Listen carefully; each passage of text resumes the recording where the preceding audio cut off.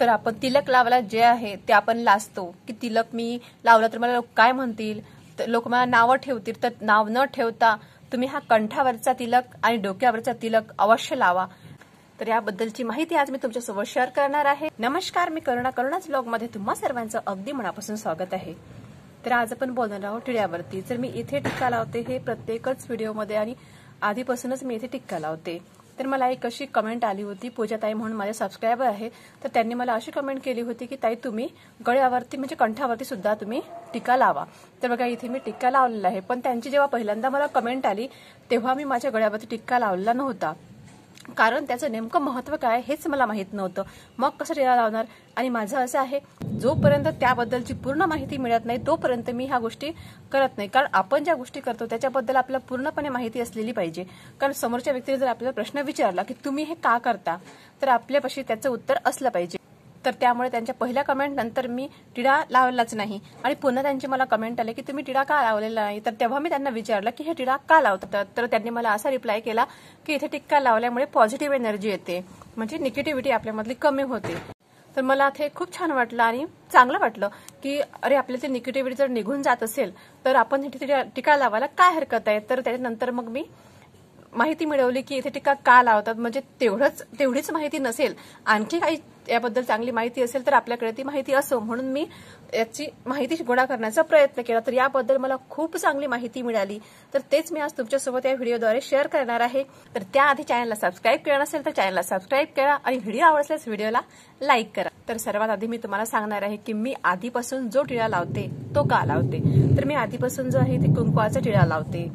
तर त्याचं सर्वात आधी जे कारण आहे ते असं आहे की टिकलीला म्हणजे खूप जास्त असं महत्व नाहीये. टिकली तर टिकली, नाही तर हुकली, अशी आपली टिकली असते. त्याच्यामुळे मी कुंकू लावते.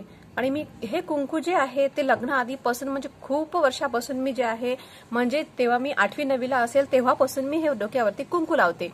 पण आधी फक्त मी मला आवडायचं म्हणून लावायची. त्यानंतर हळूहळू मला म्हणजे त्याबद्दलही कोणी विचारलं की तू इथे टिळा का लावते, तू म्हणजे या देवाची पूजा करतेस का किंवा त्या देवाला पूजतेस का. तर असं काहीच नाही किंवा या देवाला मी पूजते तर या देवाचा हा टिळा आहे असं काही नाही. तर सर्वात आधी मी माझी आवड म्हणून, मला आवडायचा म्हणून मी इथे टिळा लावायचे. आणि त्यानंतर मला याचं म्हणजे महत्व समजलं की इथे जे आहे ते आपलं आज्ञाचक्र असतं आणि शरीरावरती असे 12 ठिकाणी टिळे लावले जातात. तर त्यापैकी एका टिळ्याचं मला आधी महत्व माहीत होतं आणि हे जे कंठावरती टिळ्याचं महत्व आहे ते मला पूजाताईमुळे माहीत पडलं आणि पूजाताईमुळेच मी त्या माहितीपर्यंत पोहोचली. त्यासाठी पूजाताई तुमचे खूप खूप मनापासून आभार की तुमच्यामुळे ही माहिती मी गोळा केली आणि आज माझ्याकडे तुमच्यामुळेच ही माहिती आहे. तर त्या आज्ञाचक्राचं पूजन म्हणून हा इथे टिळा लावला जातो आणि त्यामुळे आपलं डोकं शांत राहतं. त्यासाठी हा डोक्यावरील तिलक लावला जातो.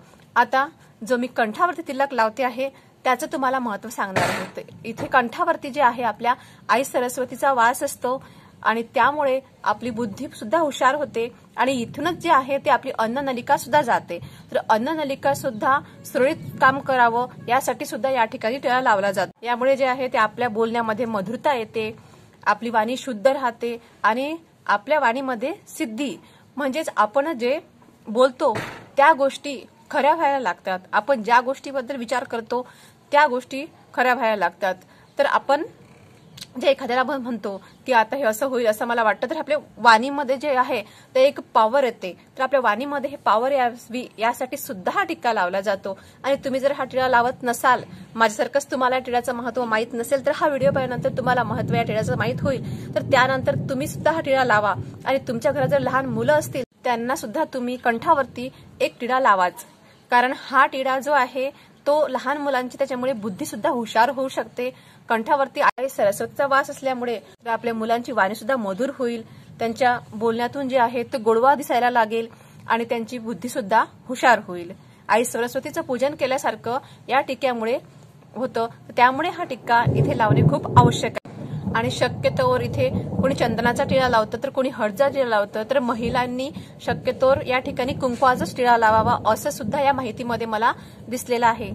आणि कंठावरती सतत तिलक लावल्याने शुभफल प्राप्त होतं आणि गळ्याचा जो संबंध आहे तो मंगळ ग्रहाशी येतो आणि त्यामुळे जे आहे आपला मंगळ ग्रह जो आहे तो शांत राहतो, आपल्याला मानसिक समाधान मिळतं, आपल्यामध्ये जे आहे ते एक पॉझिटिव्हिटी येते आणि निगेटिव्ह जे विचार आहेत ते आपले कमी होतात.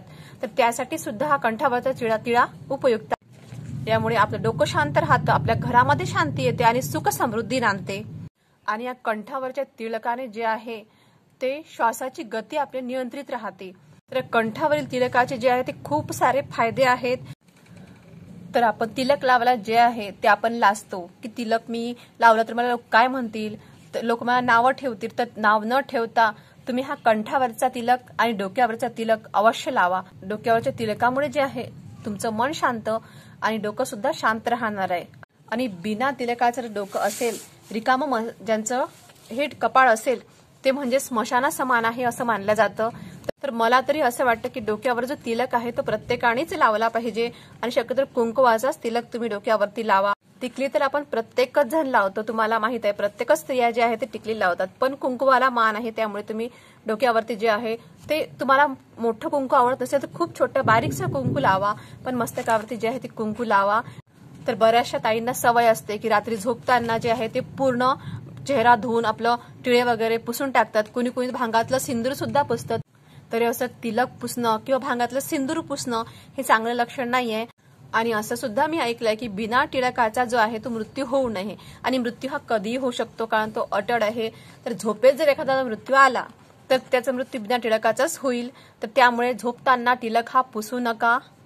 आणि सर्वांना तुम्हाला खूप आयुष्य लाभो, पण तिलक पुसू नये. तिलकाबद्दलची ही माहिती होती म्हणून मी तुम्हाला सांगितलं की झोपताना हा तिलक पुसू नका.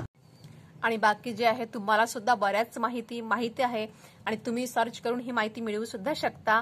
तर पुन्हा एकदा मी म्हणेल की या सर्व फायदे जे मला आज माझ्याकडे माहिती आहे ते सर्व पूजाताईमुळे. तर पूजाताईचे पुन्हा पुन्हा खूप खूप आभार. पूजाताई खूप खूप धन्यवाद. तर माझ्या बोलण्यामध्ये जर काही चुका झाल्या असतील, काही शब्द माझे चुकले असतील, पण सांगण्याचा उद्देश हा चांगला होता. आणि काही चुकी झाली असेल, तुम्हाला आवडत असेल माझे व्हिडिओ, नाही आवडला असेल तर कमेंटमध्ये सांगा. आणि व्हिडिओ आवडल्यास व्हिडिओला लाईक करा. आणि काही चुका झाल्या असेल त्याबद्दल मला माफ करा.